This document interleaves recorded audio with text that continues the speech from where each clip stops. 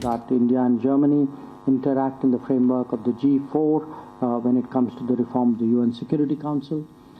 We had a discussion on India's G20 presidency, which comes just as Germany itself is concluding a very successful G7 presidency. And I know that we have Germany's strong support as we take up our responsibility in the G20.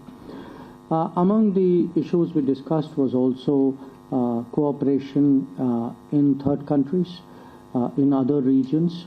I think today our relationship has matured to a point where our cooperation should be visible more and more to the rest of the world. So that was something we discussed. How can we make this happen more effectively? We already have some projects in Cameroon, in Ghana, in Malawi, and Peru. But the idea was really how can we be doing very much more.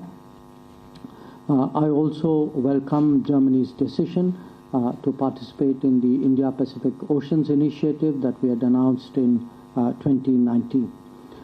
Where our economic ties are concerned, you all know that India, Germany is our largest partner in the EU. I think we both recognize that the business climate today, the business enthusiasm today is very much stronger. And we certainly, as foreign ministers, would like to channelize that and use it as a positive source of energy for the relationship. We are today supporting the India-EU negotiations on trade, investment, and geographical indicators. We hope that they will progress well. The third round of negotiations on the FTA has just concluded. But I think on a broader scale, I think both of us spent time talking about how to create more reliable and resilient supply chains. In the digital world, how to encourage more trust and transparency. I think we have a common interest, India and Germany, in ensuring not just a stronger global economy, but also a more secure global economy. So as you can see, on this range of issues, really it's been a very productive morning. There was some talk between us on people-to-people relationships. We have just signed the Migration and Mobility Partnership Agreement, and I do think that this will be a very strong signal for a greater, not just a greater flow of talent and skills between our two societies, but I think also as a basis for a more contemporary partnership. One issue which also came up were the visa challenges. And we hope that some of these are addressed in the coming months so that the backlog can be cleared. I have every confidence that there will be that effort made by our partner. A specific issue which came up, some of you may be familiar with this case. This relates to a child called Ariha Shah. We have concerns that the child should be in her linguistic, religious, cultural, and social environment. This is her right. And our embassy is pursuing the matter with German authorities, but it was also a subject which I had brought up with the minister. Overall, I would say our bilateral relationship today is very wide, it's very deep. And it really covers, all the key areas: political, strategic, economic, SMT, people-to-people, education. But it can grow very much, and I think we, the two foreign ministers, I think are particularly committed to make that happen. Our meeting today, our discussions were helpful in that regard. Once again, really, Minister, I thank you so much for being here and for partnering me in this endeavor. Thank you. Thank you, sir. May I now invite Her Excellency Minister Baerbock to make her remarks. Thank you very much, and I will speak in German.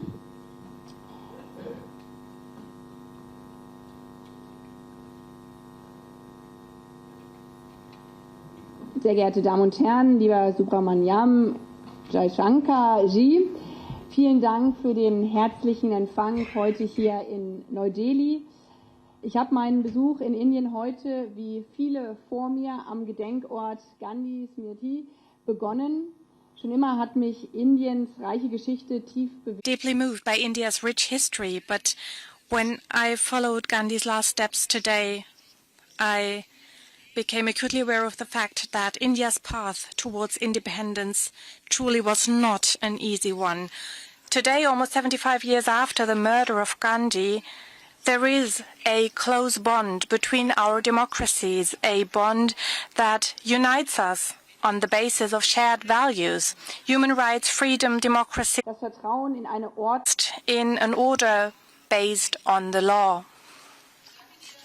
Thank you very much for the open exchange we had today about all these topics. And this open exchange is possible also because, of course, this is my first official visit to India, but it truly doesn't feel like a first official visit. It rather feels like coming to see a good friend.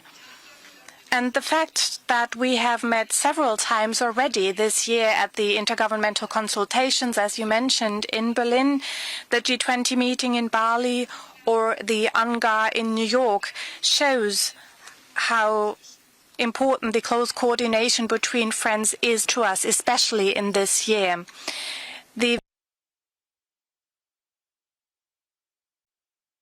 And it also illustrates that in these difficult times, it is important that we stand together as partners in values, that we really can grow together, and that we are doing so. My visit today could not be more timely. This month, as you said, India's G20 presidency and your presidency in the UN Security Council overlap with our G7 presidency. So you're also having the presidency of the United Nations Security Council.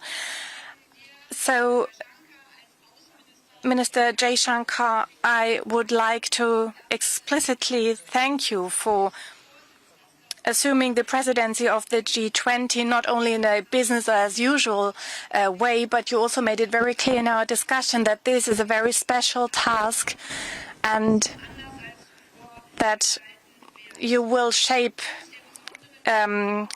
with great responsibility. So India is assuming global responsibility in this difficult moment. Responsibility for the most urgent tasks of our time. We have the global impacts of the brutal war of aggression of Russia against Ukraine, an illegal war that has brought the whole world. Couple of statements coming out at this point of time, where India, Germany they have signed an agreement together, and they have signed an agreement on the comprehensive migration and mobility partnership with the German foreign minister as well in Delhi. So really cementing the India-German ties there, and a lot of issues were discussed, including the Russia-Ukraine war, and Germany also saying that they share deep ties with India.